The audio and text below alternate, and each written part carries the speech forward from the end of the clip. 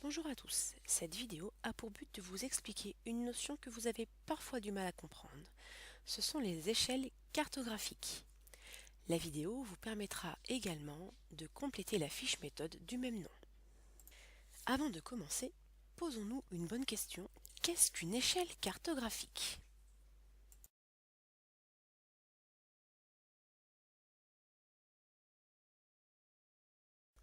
Une échelle cartographique, c'est le rapport entre une distance représentée sur une carte et cette même distance dans la réalité. Pense à noter la définition sur ta fiche méthode. En effet, pour des soucis de praticité, les cartes ne représentent pas les distances réelles. Prenons par exemple cette carte du département de l'Eure. Dans la réalité, la distance à parcourir entre Broglie et Évreux est bien plus importante que les 5,5 cm représentés ici sur la carte. Alors, comment s'y retrouver entre petite ou grande échelle? Eh bien, moins le zoom est important, moins on voit de détails sur la carte, plus l'échelle est petite.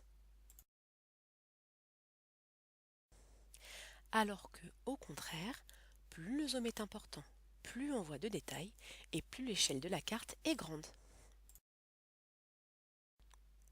Si nous prenons par exemple cette carte du monde, l'espace représenté ici est très grand.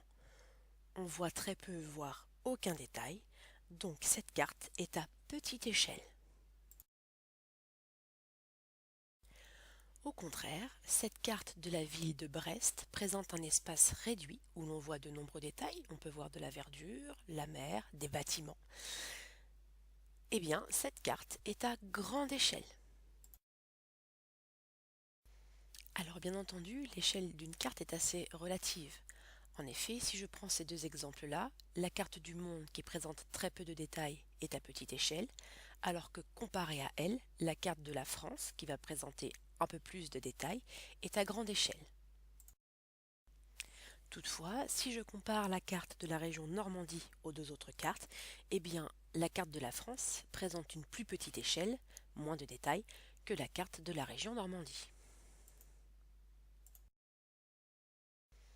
Il en va bien entendu de même si je compare la carte locale de la ville de Broglie avec les autres cartes. La carte de Broglie sera à plus grande échelle que les autres cartes. Alors, comment s'y retrouver quand on parle d'échelle en cartographie? Je vous rassure, cette année en géographie, vous n'apprendrez pas à calculer des échelles.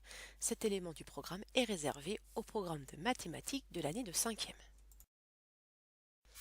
Alors, pour simplifier les choses, nous parlerons d'échelle mondiale lorsque la carte représentera le monde,